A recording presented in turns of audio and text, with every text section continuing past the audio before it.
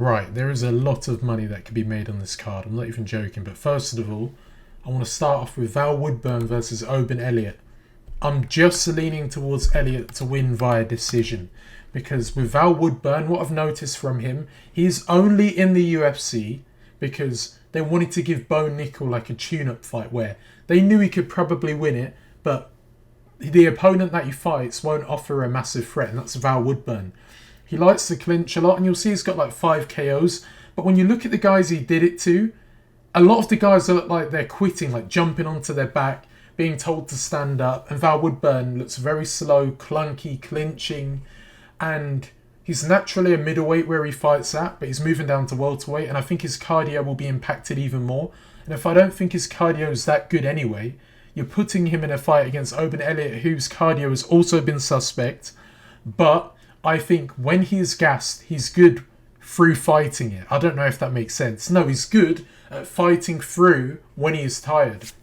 So Val Woodburn, what he likes to do, stand a bit more flat-footed and swing like wild overhands, whereas Oban Elliott likes to come in with like a short jab and then use like a cross to set up a takedown. Like, it's got good takedown setups. The only problem is he can't keep the position on the ground. So I believe he'll get Val Woodburn down and Val Woodburn will get up and he'll probably be stronger in the clinch. But I think Oban Elliott will gas Val Woodburn out with them takedown attempts and all the energy Val Woodburn will use getting up and pushing away, plus the weight cut. And I think round 3, Oban Elliott will be a bit tired, but Val Woodburn will be a bit tired. So they'll both make an agreement where they'll both stand on the feet. And they obviously won't say this, but they'll just stand with each other and there won't be that much activity in the third round. So I think Elliott will win rounds 1 and 2. And then round 3, it'll be like a toss-up, sluggish round where I still think Oban Elliott will win 30-27 decision. Right, this fight here, I can't call it a lock, but I wish I could, because we don't really know how good Danny Barlow's takedown defense is. I've seen clips of how good it is at times, but I haven't seen enough to make a definitive statement. But I'm going with Danny Barlow to win this fight via decision. A lot of you might think he's going to KO Josh Quinlan. I don't think he will, because Quinlan has shown that he has got a chin. Trey Waters is a very lengthy guy, a bit like Danny Barlow, and he was struggling to create like angles so he could land like his left hook, which is his most powerful punch, I believe. And that is because he like jumps into the pocket to close the distance. So Josh Quinlan struggles against rangier and taller fighters. I know there isn't a massive height difference, but the range is. And when you look at how good Danny Barlow's left hand is a southpaw, it is going to land on Quinlan so many times, and I can see why you think he might knock him out. Because against Trey Waters, he was struggling with the reach and like the jab of Trey Waters keeping him at range, and he was trying to like jump in without any head movement. So his head's going to be very central, even though he's got like that tight guard, and I can just see that left hand going straight through the pocket because Barlow doesn't really throw a lot of wide punches. It's all down the middle. And if you don't even move your head off the centre line, like even a little bit, that left hand is going to find you because it's so accurate. And also, he can mix up some body shots when you're tired. He's got a very good shot selection. And with the accuracy, it's got loads of power as well. It's like he's got some like cheat code hand. It's weird. I don't get how he does it. But I think Josh Quinlan will just survive in the fight. But he will keep getting peppered with that left hand. And I believe he's going to try and clinch onto Barlow and try and neutralise that and not give him any space to do it. So I do think Danny Barlow will inflict damage on Quinlan. But I think because Quinlan's going to look to use the clinch and hold on to him, they will make it to a decision. But Danny Barlow will win 30-27. No, 29-28. Right, this fight here is underrated. I wouldn't even mind if it was on the main card. This is why I'm saying this card is actually quite good. And believe it or not, I'm actually going with Mingyang Zhang. And I think the way how he does it, I'm trying to think, could he knock out Ribeiro? I think he could, because both of these guys get wrote off in both of their fights. Like in the Road to Contender, he was like a massive underdog, goes out there, it's striking, doesn't really have that much technical things about him in the striking, but he's got power when he's walking you down. Same with Ribeiro, not very technical with his striking, but he has power. And you might think he is technical. I don't really think he is. Maybe better offensively, like he rocked his opponent with a jab, but defensively, none of them are that good. So I think, honestly, there's going to be a KO, and I think it will happen in the first round because they both like fighting through the middle. And when you fight through the middle with two light heavyweights, someone's going to get knocked out in this type of fight. It's just got a knockout written all over it. If they make a decision, great. Well, no, not great. I want to see a knockout. But if they do, I wouldn't be surprised because Mingyang Zhang, he looks bigger than Brendson Ribeiro. Ribeiro looks kind of small. And I'm thinking Zhang could bring the fight down to the ground because with Ribeiro, I don't think his takedown defense is that good. He can wrestle, but he gives away positions on the ground by looking for a guillotine choke. And Mingyang Zhang got submitted by a guillotine back in the day. But I don't think that's anything significant because I believe it was either his debut or his second fight. And with the way how he shoots in for takedowns, I think because of the size as well, Ribeiro's going to struggle to get him off him because he's one of those guys where when he gets you down, he's not looking to like lie on top if you get a good position. He's looking to go straight to work with the punches. And because he's such a hard-hitting striker on the ground, I mean wrestler, not striker, he does so much damage with his ground and pound. And same with Ribeiro. If he's on top of you, he does a lot of damage with his ground and pound, even though he don't even look that big. But I believe they are both wrestlers. They're going to trade on the feet because that's what happens when you have two wrestlers. And both of them like to scrap on the feet. That's why I'm saying it's probably going to be a KO in the first round because even though they're both grapplers, they like to stay on the feet and stand and bang. So I've got to go with Zhang because of the power. Ribeiro moves his head off the centre line. But with Mingyang Zhang, he likes to mix up hooks as well. It's not just straight punches. And I can see him getting caught because his striking defence isn't that good. And he could also catch Zhang because he has his hands down compared to Ribeiro, who's got more of a tighter guard. But I think the size, the power, and fighting straight down the middle, I think Zhang's going to get the better of him. Right, Rinya Nakamura versus Carlos Vela. Obviously, Rinya Nakamura, but wouldn't go near this fight. Because as much as I think he's going to win, and how do I think he's going to win? I don't think he's going to knock him out. I think this is going to be another decision, but a dominant decision because Carlos Vera poses a weird matchup. I know he's 36, but with Rinya Nakamura, I think he has got ranked potential. What UFC fighter do you know going for north-south, going for a Kimura, rear naked choke, arm triangle? His jiu-jitsu variation is extremely good, but Carlos Vera is extremely good at jiu-jitsu. Not extremely, but very good at jiu-jitsu as well. And he engages going on the ground. He will pull guard with you if you want to go onto the ground with him. So this fight actually is a fight where he could win, but he shouldn't, and I hope he doesn't. Because Rinya Nakamura is so explosive with his takedowns. He like shoots into them with so much power and he goes for like power double legs. And when you do them, you leave your neck very exposed. And if you know Carlos Vela, he has got an extremely good guillotine choke. If you look at his record, you'll see he's got quite a few. A bit like Jesus Aguilar from bantamweight. And that would have also been another good fight to make, by the way. He could pose a threat on the ground with Nakamura because as good as his jiu-jitsu is, he did get caught in a very deep choke against Fernie Garcia. And that was because he was exploding for that double leg, looking to power drive him into the ground and you leave your neck exposed. You do that against Vela, yeah, you got out of Fernie Garcia's. I doubt you'll get out of Carlos Vela's.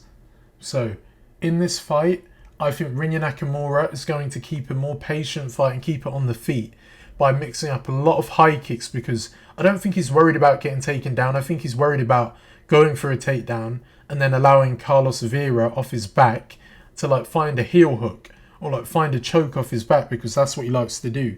He doesn't really get like loads of takedowns and get on top of his opponent. So Nakamura for me is going to win this fight via decision because he has got power. He's got like the full package. But I don't think he'll knock him out because I think Vera's got a good chin for a guy who's 36. And he'll throw a lot of high kicks and he'll throw that left straight down the pipe. Right, Rogério de Lima versus Justin Tafa. And I forgot to add Marcus, but oh well. Believe it or not, you're not going to like this. I'm going with de Lima to win again via decision. I think there's going to be quite a few decisions on the card where you might think they should be like a knockout or something because Justin Tafa hits hard, but he lost to Jared Vandeira. But that's not my only reason to why I think he'll lose the fight. I don't get how you can lose to Jared Vandeira if you're Justin Tafa. you hit hard. But that's what I mean. He's like Tai Tuivasa. There's no technical ability about him. He just needs to be in the pocket, and he needs you to stand there and want to bang with him in the middle, and not in that way. And with De Lima, he tends to be a more technical kickboxer who loves to chop up the legs. And if you go back and watch the fight with Tafa and Jared Vandeira, he was chewing up the legs of Justin Tafa. Imagine what De Lima will do to the legs of Tafa. He will destroy them. He did it against Waldo Cortez Acosta. Tafa won't be experienced enough to like change stance or even check them, because he doesn't. And that'll make him more flat-footed. And because De Lima took like a damaging last loss, and it was a fluke knockout. Well, it wasn't even a knockout. It was a TKO where I think he quit because like the damage from his teeth was so painful in the moment, he just went down. Not like quit, but it was reasonable to quit. It wasn't like Derek Lewis knocked him spark out or something. It weren't like that. He dropped him because I think of his teeth, and he drops down and he holds his face on the ground. So I think, yeah, he took a lot of damage. He's a bit older, but he's experienced, and he's one of those guys where age isn't really impacting him. And remember, the older you get in these bigger weight classes, you can get away with it. You can get away with being 38 at heavyweight. Unlike in other divisions where you don't have to rely on being fast. And in this fight here, he doesn't need to be fast. He just needs to be efficient. Use the leg kicks, jab him at range, and use takedowns. Like, no one really goes for takedowns on Tafa. I don't know why. Maybe because heavyweights is full of grapplers. No, full of strikers. Even though we're getting more grapplers in, it's very dominant by strikers. And I think Rogério, De Lima can mix up all of that. Make him flat-footed. I think the first round Tafa will start off strong, because if you can rush De Lima, that's how you beat him. If you can kind of rush him and not give him any space. Like Nikita Krylov, I can't remember the other guy who did it. Stefan Struve beat him, I believe. And it's all about getting close to him. Oban St. Peru. So if you can do that, then you can win the fight. So I think he'll start off well, but then he'll fade. He'll get a bit tired as De Lima mixes up body shots, leg kicks, so he makes you more flat-footed, and then mixes up the takedown in round 3 and coasts his way to a 29-28 decision. Right, Amanda Lemos versus Dern. I want to pick Dern. No, obviously not. But I'm going to go with Lemos, but I wish Dern would win this fight, because the way she strikes, it is exciting, but it's horrific to watch. And when she gets her jiu-jitsu going, but against Lemos, I know she got submitted by Jessica Andrade, standing arm triangle choke. But she's learned since then. She don't even have bad jiu-jitsu. And that Weili Zhang fight, she just got taken down. She couldn't really do much because she's such a strong wrestler. Mackenzie Dern isn't an amazing wrestler. She's one of these jiu-jitsu fighters who can take you down, but she hasn't got like amazing takedowns. And Lemos, I think, has got the takedown defense to defend against it. Hits pretty much like a man. Like, got that type of power. Dern is so uncomposed on the feet. A bit like Malcolm Gordon, where rushes at you. But like Juliana Pena's style, actually, is who I would compare Mackenzie Dern's striking to. So runs at you with straight punches, 1-2, 1-2. You leave your chin so high in the air that a guy like, a woman like Amanda Lemos will be able to catch you with the left hook and put you down. So I think, again, I'm going with a round 1 knockout against Mackenzie Dern in this fight, because she's going to run into the pocket and get caught with a hook. It's so open, and unfortunately, she'll lose this fight. Right, Anthony Hernandez versus Roman Kopylov. Believe it or not, I'm going with Anthony Hernandez, and I think he can submit a guy like Roman Kopylov. And what round will he do it in? I think he'll do it in round 2. Because I'm looking at the way how Roman Kopylov fights. His takedown defense has looked good against a guy like Fremd. But if I take you to Fremd's UFC stats, I think he's a highly overrated wrestler. Like, Jamie Pickett was taking him down.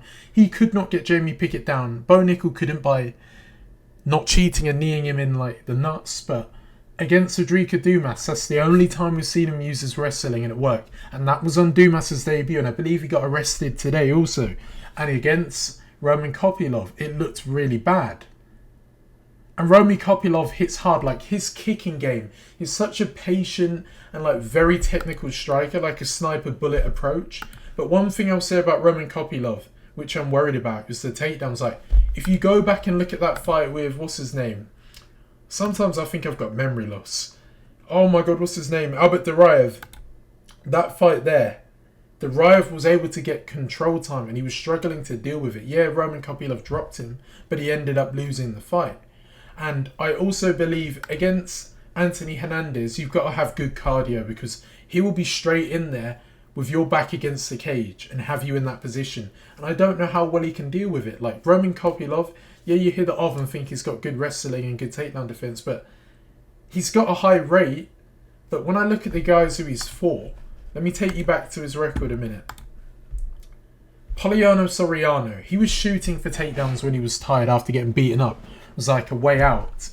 Claudio Ribeiro, I believe, yeah, he went for one takedown, but he's not a wrestler. And Albert Duraev only got 1 out of 9, and you might think, yeah, he's got good takedown defense. And again, Carl Roberson, he was struggling to get takedowns against him as well, which shows he's got good takedown defense. But if you tell me out of all these wrestlers, who's got the best wrestling, you've got to go with Anthony Hernandez, because Anthony Hernandez is a different type of wrestler. Like, he sets an extremely high pace, like I've mentioned, and to do it against a guy like Marc-Andre Barrier, who's got good cardio, is very good as well. Averaging, I believe, like 5 takedowns a fight.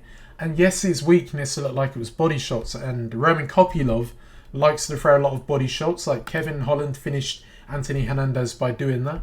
But I do think Anthony Hernandez's wrestling was going to be something that Roman Kopylov was not used to. So I think he's going to be able to keep picking him up, dumping him down to the ground, and then eventually taking the back as Roman Kopylov gets tired. Because as good as his boxing is, look what happened last weekend with Armen Petrosyan and what was his name? Oh my god, I've forgotten his name, that jiu-jitsu guy. Rodolfo Vieira.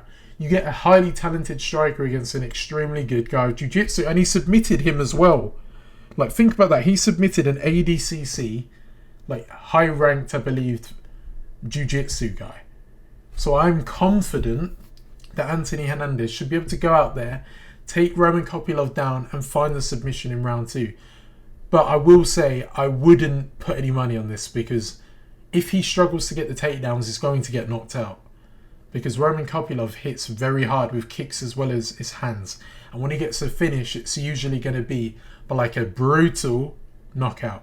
So I do think Hernandez will win by getting a submission, but I wouldn't be surprised if Kopylov won. Right, this here has a decision written all over it. And who am I going with? I'm going with Henry Cejudo to win this fight via decision. Because I've noticed one thing with Merab. He can't hold people down, but it's the pace he puts people against which has been a problem. But if you notice with Henry Cejudo, it's not a 5-round fight. His last fight, people are saying he arguably won that fight against Aljamain Sterling. I don't think he did, but he made a good account of himself, and that was like after a 3-year layoff. And now he's coming up against Merab Dvalishvili. He's now had like a fight experience in less than 3 years. His takedown defense in that fight actually looked kind of good, considering he was shooting for like 15, Aljamain only got 4. He did get good control time, but he weren't able to do anything significant with the takedowns. And I think Merab, yeah, he'll get Cejudo down, but he doesn't have to worry about his cardio that much because it's only 3 rounds. And you might fear that what might happen is the Jose Aldo against, what was his name? Merab, where he just holds him against the cage. I don't think it will, because with Henry Cejudo, when he's doing these grappling takedowns, he's going to engage in it. Jose Aldo wasn't looking to engage in the grappling. He was just engaging to get him off him and move away. Henry Cejudo, if he tries to take him down, he'll scramble with him. He'll try and like take his back and try and land some ground and pound. And Merab's not a guy where he'll do what Aljamain did, where keep his hand on the ground and not allow him to like throw any knees or anything. I think he'll be looking to get back up to the feet and work it in again. 1-2 takedown. And Cejudo bounces back up to the feet. Again, 1-2 takedown. Cejudo bounces back up to his feet. But whilst he's leaving the pocket, one thing I've noticed by Cejudo, he likes to throw some knees, like use a bit of Muay Thai. Throw some leg kicks, like he was doing some good leg kicks against Aljamain as well. Merab, I don't think he's going to be used to that. And I do think Cejudo will not KO him because of the pace how Merab will keep shooting for the takedowns. But I wouldn't be surprised if that did happen. I don't think he'll do it, but I would not be surprised. And I know Henry Cejudo is older, but in that last fight, it didn't look like age was a problem. It looked like Aljamain Sterling was just a bit better than him. And like I said before, some people said with a full camp, Cejudo probably beats Aljamain after watching that last fight. And against Merab, I believe Cejudo's got good takedown defense. I believe apart from Aljamain Sterling, the only guy to take down Henry Cejudo is Demetrius Johnson. Yeah, it is. And I believe Merab will get him down because of the cardio output, but he won't do anything with the takedowns. And I think because he won't do anything, MMA is scored on damage.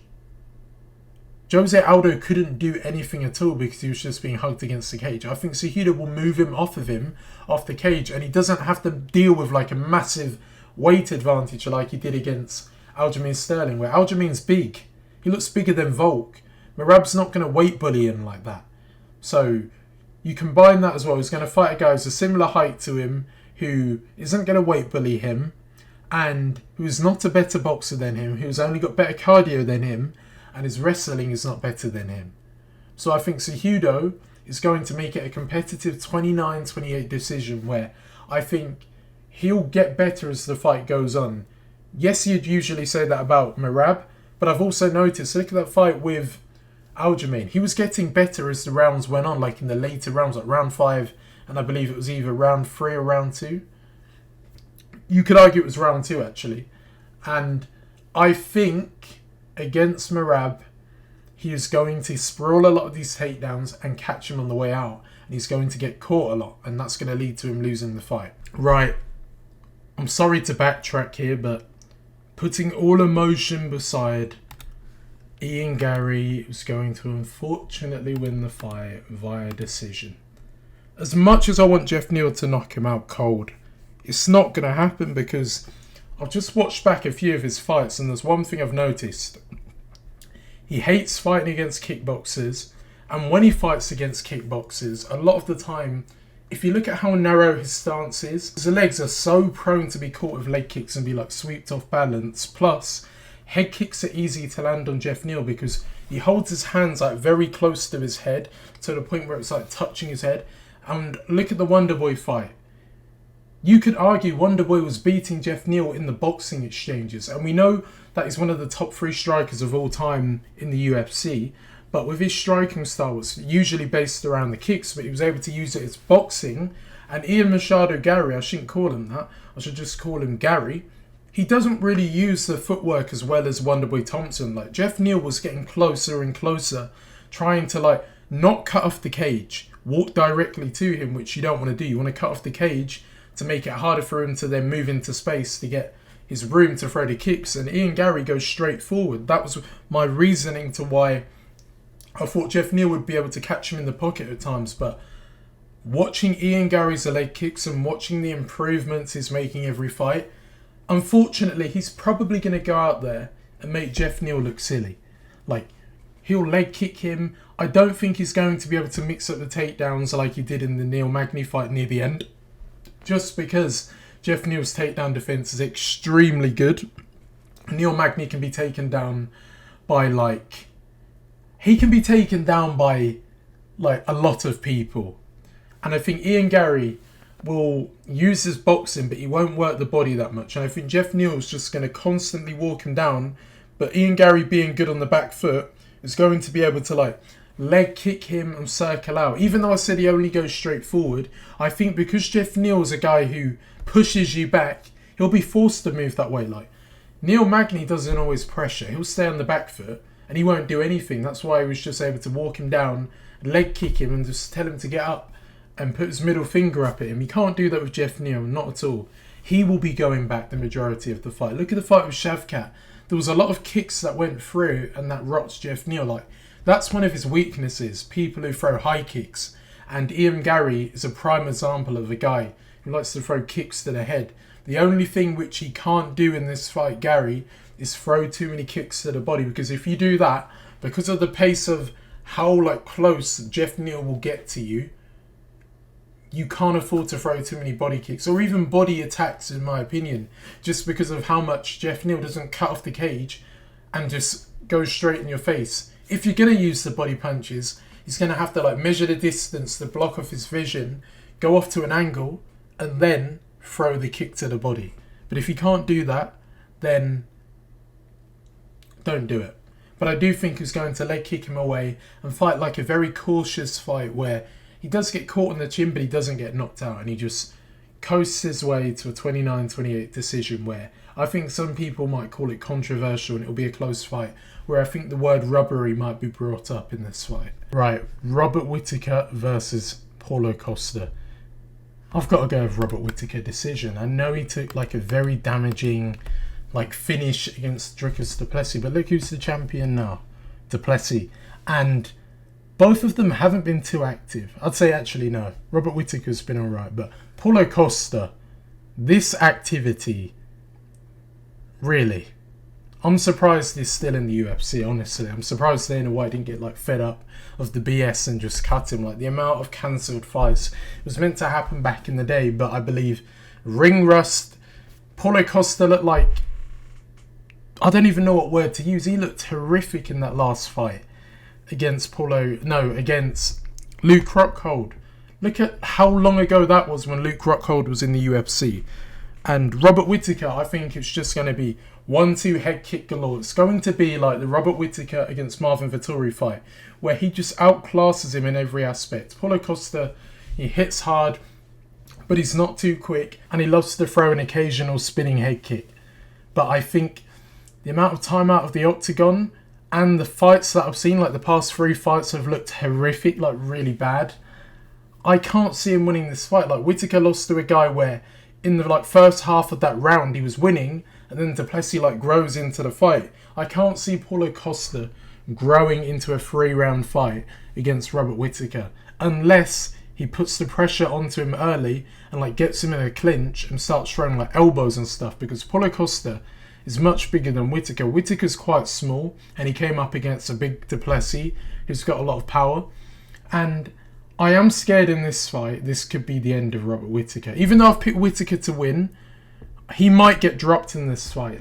I'm starting to think now, he's good and he's not even that old, but you can touch his chin. If Paulo Costa goes out there and can whale an overhand and somehow just touch Whittaker, because of the power difference, I could see him dropping him, but he won't win. You look at the last few opponents that he's fought, you've got Marvin Vettori, who doesn't hit too hard.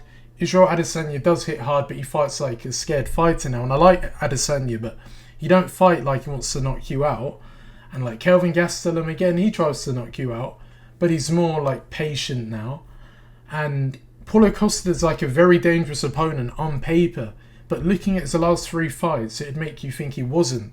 But because of the situation of Whittaker being finished recently, that could go into Paulo Costa's favour. But the reason I'm not picking him is 1, inactivity. He's looked bad in fights, and Robert Whittaker's got that very good 1-2 combination with good footwork, whereas Paulo Costa is not really known for footwork, and he walks towards people with some massive overhand trying to knock you out. And that's not going to work against Whittaker. I just think it's a complete skill gap disadvantage for Costa, a bit like Vettori. Right, the main event, Volkanovski versus Ilia Topuria. Who am I going with to win? Ilia Topuria. Ever since that Josh Emmett fight, and I'm going to say he will do it in round 2. I think Volkanovski will start off quite well, but one thing I've noticed from Ilia Topuria, he is so patient now. You look at Volkanovski, you look at Ilia Topuria in that fight against Josh Emmett, everyone was thinking he was going to go out there and knock him out in the first round. I actually got very lucky and I put something on him to win via decision at 17 odds, and it won. And there was moments in the fight where you'll be like, oh, he couldn't even finish Josh Emmett. Okay, he couldn't finish Josh Emmett, but he 10-7'd him in the round. That's almost as good as knocking someone out. If you can 10-7 someone and they survive, it just shows you how good their chin is. And Josh Emmett has got a good chin, and he's a hard guy to put away. But a lot of the other opponents are all getting finished. Bryce Mitchell, Herbert, and please don't bring up the thing with the head kick, please, because Volkanovski never throws a head kick. Maybe 1 in a fight or 2, but he's mainly boxing, switching the stance, then into a leg kick. He does this very good combination, overhand from orthodox, puts him in southpaw, finish off with a leg kick. He's got very good kicking abilities from the changing of stance. And against Ilia Topuria, another thing, he stands like a boxer, tight guard, foot planted into the ground. Volkanovski, realistically, you might think should be having a leg kick field day against Topuria, which he could, and that's the only thing I'm really worried about, because if he hurts Topuria, or if Volkanovski gets hurt, I mean, he can't just shoot him for a takedown. Like, you look at that fight with Yair Rodriguez, he was winning that fight, but you were seeing, like, towards the end of the fight, Yair looked like his striking was getting better. He was catching Volkanovski with these kicks, and then he goes in for the takedown. Ilia Topuria has got extremely high elite takedown defense. He is not going to get him down. And I'm not just saying it because of age. I don't think that age is the problem. I think you've just come off a brutal loss to Usman Makhachev. You're going into a fight against a guy who hits extremely hard as well. Not with his legs, but with his hands. And I know Volkanovski is like a very good boxer. But Ilia Topuria is as well. Like, he throws more body punches than Volkanovski. He's got, like, a lot of things about him that's very underrated. He's got better head movement. Not better footwork, but he's got better head movement. Better body shots. More power. Better jiu-jitsu. I don't want to say a better wrestler yet, but he's got better takedown defense than him. Like, Volk's a good wrestler, but he can't finish you on the ground with a submission. Ilia Topuria can. But do I think he'll submit Volkanovski? Probably not. Unless he, like, drops him and he's, like, rocked and he just arm triangles him and then he passes out. I don't think Volkanovski will be, like, submitted. But what I do see happening is Volkanovski earlier on chewing up the legs, but then Topuria is starting to come forward. He's moving his head off the centre line, so it's harder for Volkanovski to land accurately. And then he comes down to the body with a hook, and then comes over the top with an overhand, a bit like the Damon Jackson finish, and puts him out cold. I do think it's going to be that type of fight. And I might cringe when I come back to this and think, why have I picked Topuria? But I honestly think, ever since that fight with Josh Emmett and some of the fights beforehand, like the Bryce Mitchell, who you might be like, oh, he's a jiu-jitsu guy, he's not really an amazing wrestler. Well, I have to disagree. Like, the hype about him was his wrestling, not just his jiu-jitsu. Yeah, he got a twister, but didn't he drop Edson Barbosa? I know he's old, but look what he did to Sadiq Youssef. And then, like, control him on the ground and do very well with the wrestling. Like, he's a good farmland wrestler. And he was able to stop the takedowns, neutralise that, whack him to the body, and beat him up. So do I think he can do that to Volkanovski? Yes, I do think he can beat him up on the feet. And all I think Volkanovski is going to try and do is the leg kick, switch the stance, and try and, like, outbox him on the feet. But you never know. Ilia Topuria might mix up a takedown on Volkanovski. And Volkanovski has got a good chin, but he has an ability to get dropped against taller guys. I know Ilia Topuria ain't that tall, and he doesn't really throw, to my knowledge, like a lot of uppercuts. But if I was him, Volkanovski goes through a lot of level changes. When you're level changing, the uppercut is very open. So if Topuria can get that uppercut going in the fight, he can drop Volkanovski. Max Holloway did it. He's not really a power puncher. Yes, I know he got up straight away after it, and it weren't like a massive knockdown. It was like a flash knockdown. But we've seen Makhachev head kick him and knock him out. So I know you're not going to like to accept it, but I just think Ilia Topuria at this point in time is the guy who can beat Volkanovski. Max Holloway can't do it. He ain't got the power to knock out Volkanovski. Volkanovski can read him like a book. He's fought him times before. He's never fought Topuria. You can have an idea of what to expect, but until you fight the guy, you don't know what you're going to get from him realistically. You don't. He doesn't know how hard Ilia Topuria hits. Like, you don't. And unfortunately, I think this will be not the decline of Volkanovski. I just think this guy is in the perfect time to fight him. As long as no injuries happen or anything, I think he's going to knock Volkanovski out. And yeah, that's it. Volkanovski will still be the GOAT of featherweight, even if he gets knocked out, in my opinion. But anyways, that's it. Thank you for watching. Talk to you soon.